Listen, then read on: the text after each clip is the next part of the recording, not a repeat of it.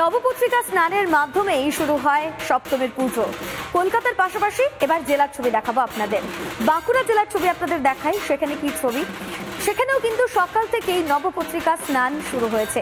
রীতিনীতি মেনে প্রত্যেকটি পুজো মণ্ডপের যারা উদ্যোক্তারা রয়েছে বা বনেদি বাড়ির তরফ থেকে যারা আসছেন পরিবারের সদস্যরা, তারা কিন্তু নবপত্রিকা স্নান করাচ্ছেন বাঁকুড়ার এই সতীঘাটে। সতীঘাটের ছবি এই মুহূর্তে আপনারা দেখতে পাচ্ছেন লাল সাদা শাড়ি পরে প্রচুর মহিলারা, তারা কিন্তু একেবারে এসেছেন রীতি মেনে সপ্তমী পুজোর যে শুরু, সেই নবপত্রিকা স্নানের মাধ্যমে সপ্তমী পুজোর শুরু হয়ে গিয়েছে ইতিমধ্যেই।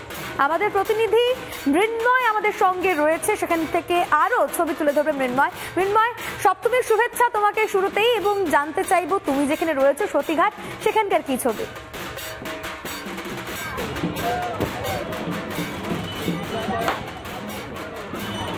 দেখো, সতীঘাটের যে ছবিটা আমরা সকাল থেকে তুলে ধরছি, দেখতেই পাচ্ছ যে হাজার হাজার মানুষের ভিড় কিন্তু এই সতীঘাটে হয়েছে। তার কারণ শুধুমাত্র বাঁকুড়া শহরে না, বাঁকুড়া শহরের পাশাপাশি যে সমস্ত পুজো মণ্ডপগুলি আছে সেই সমস্ত মণ্ডপের নবপত্রিকা স্নান কিন্তু এই গন্ধেশ্বরী নদীর সতীঘাট থেকে হয়। অর্থাৎ সেই ভোরবেলা থেকে শুরু হয়েছে। হাজার হাজার মানুষ, হাজার হাজার পুজো উদ্যোক্তারা কিন্তু এখানে আসছেন নবপত্রিকা স্নানের উদ্দেশ্যে, এবং এখানে তারা নবপত্রিকা স্নান করিয়ে তারপর তারা আবার পুজো মণ্ডপের উদ্দেশ্যে কিন্তু রওনা দিচ্ছেন।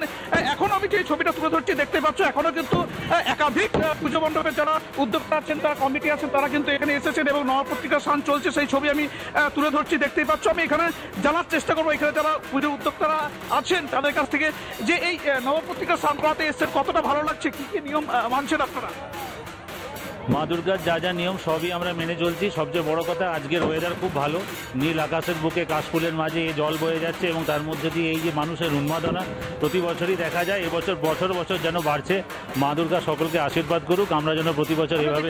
সকাল থেকে একটা মেলাতে পরিণত হয়েছে সতীঘাট, অর্থাৎ হাজার হাজার মানুষ কিন্তু জমায়েত হচ্ছে। এ তো প্রাণের মেলা, এ তো বাঙালির শ্রেষ্ঠ উৎসব। তাহলে এই উৎসবকে সবাই আনন্দমুখর করে রাখার জন্য এই আয়োজন, এবং প্রকৃতিও আজকে সাথ দিয়েছে। মা দুর্গার আশীর্বাদ সকলের উপর বর্ষিত হোক, এই আমাদের প্রার্থনা। আমি এই যে ছবিটা তুলে ধরছি দেখতেই পাচ্ছ যে আমি ক্যামেরা পার্সনকে বলবো যে নবপত্রিকার স্নান চলছে এখনো, অর্থাৎ সেই ভোরবেলা থেকে শুরু হয়েছে, এখনো প্রায় 9টা বাজতে যাচ্ছে, কিন্তু এখনো পর্যন্ত কিন্তু লাইন দিয়ে কিন্তু তারা আসছেন। তাদের যে আচার আছে, নীতি আছে, সেই রীতি মেনেই কিন্তু তারা নবপত্রিকা স্নান করাচ্ছেন। আমি সেই ছবি আরো একবার তুলে ধরছি দেখতেই পাচ্ছ, অর্থাৎ এখানে সপ্তমীর দিন সকালে এই নবপত্রিকা স্নানের মধ্য দিয়ে যে পুজোর শুভারম্ভ হলো, এটা কিন্তু এই পুজোর শুভারম্ভ শুধু হচ্ছে আজকে হয়েছে এমনটা না, মানে যেটা রীতি অনুযায়ী, ধর্মীয় রীতি অনুযায়ী আজকে হলেও কিন্তু আমরা যেটা দেখতে পাচ্ছি যে দুদিন আগে থেকে, অর্থাৎ পঞ্চমীর দিন থেকে কিন্তু প্রচুর মানুষের জমায়েত হচ্ছে মণ্ডপে তারা কিন্তু জমায়েত হচ্ছেন, ঠাকুর দেখছেন, এবং সব মিলিয়ে কিন্তু জমে উঠেছে বলা যেতে পারে। অর্থাৎ পুজোর দিন সপ্তমীর সকাল থেকে মানুষের যে পরিমাণ ভিড় রয়েছে সেটা কিন্তু দেখার মতো। ছবি দেখা যাচ্ছে তাতে কিন্তু বলাই বাহুল্য যে দুর্গাপুজোর যে আমেজ, সেই আমেজ একেবারে চেটে পুটে উপভোগ করছে বাঙালি।